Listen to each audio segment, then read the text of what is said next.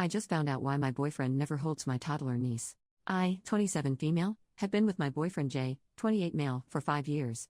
We've both been very close with each other's families, and we've even talked about marriage. However, one touchy subject is children.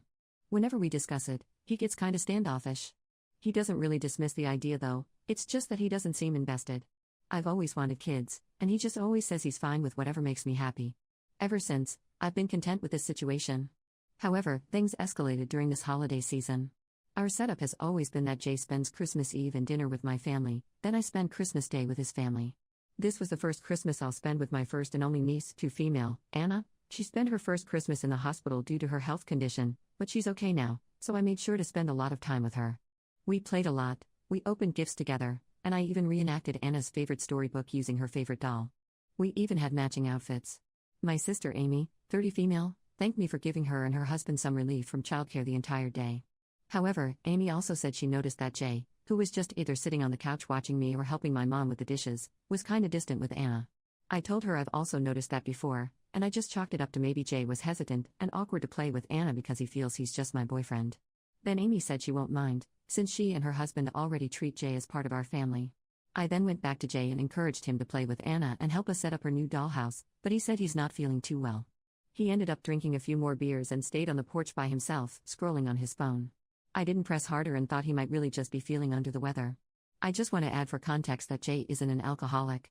He's a sweet, wonderful, funny man who's sometimes broody and deep in thought, but he's never abusive, manipulative, or moody, and he only drinks on special occasions. The next day, on Christmas Day, we had lunch with Jay's family. Afterward, I volunteered for cleanup to help Jay's mom Mary and brother John. Jay's family was the best any significant other could ever ask for. They're very sweet and supportive of us, but they're never prying. They always check up on us, but they never overstep.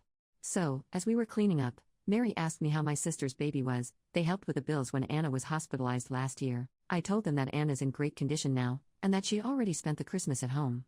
They were very delighted upon hearing this. Then, I shared with them the thing I noticed about Jay. Initially, I thought maybe Mary could just give me advice on how to approach the issue with Jay since he's clearly not the playing with kids kind of guy, but then John casually said something like, "Oh, because of Rosie," then Mary quickly shushed him. Rosie was the daughter of Jay and John's eldest sister, Beth. I never knew the actual details because everyone was very secretive about it, but all I knew was that Rosie passed away when she was just 3 years old, and Beth and her husband moved away afterward. I never met them in person.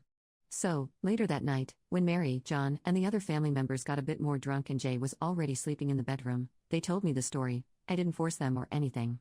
Apparently, Jay, being the youngest of the siblings, was really close with Rosie back then.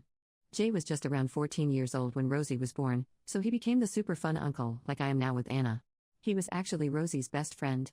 Then, on summer of 2012, Jay was playing with Rosie outside. He was blowing bubbles and she was chasing and popping them, when a speeding car, driven by a woman who was distracted on her phone, skidded into the yard toward Rosie's direction.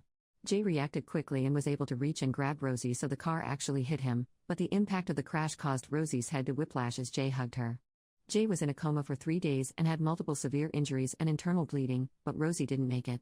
Everything was caught by the neighbor's CCTV, so everyone knew that Jay was a hero for trying to protect Rosie. It was even covered by the local news, but Beth, who was understandably in grief, resented Jay for not being able to save her daughter. Beth and her husband then decided to move to another country to cope with their grief and start a new life, and they've had minimal contact with the family ever since. Jay, meanwhile, took the loss really hard. He blamed himself for not being able to save Rosie and not being able to attend her funeral since he was still at the hospital at that time. Mary said that Jay was never the same after that. He never went near kids, and he became a lot colder, quieter, more reserved, and antisocial. He also had anger issues, but it thankfully went away. I haven't had any issues with this. We also live in an area where people don't really believe in therapy, so Jay never received professional help. After learning all of this, I bawled my eyes out because I never knew Jay was carrying such a heavy burden. The whole incident became a taboo family secret that no one mentions in fear of Jay breaking down or doing something he might regret, although to be fair, he's never had violent or self-harm tendencies ever since, so this was just a precaution. They also never told me before because they assumed Jay would be the one to tell me, but I told them that he never did, and that I never really asked him. I then thanked everyone for letting me in on this, and I told them that I'd talk to Jay about it when the time is right. They understood, and they said I could just ring them up if I need help or support in any way. For now, I just want Jay to enjoy the holidays and his remaining vacation days from work. Now, I don't really know how to start with him. I know seeking professional help to process all the trauma and grief, even if it's been over a decade ago, would be the top priority, but I don't know how to bring it up to him. I don't even know when is the right time to bring it up. I just want him to know that I love him no matter what, and that I'll support him in every step toward his healing, especially if we're to form a family of our own.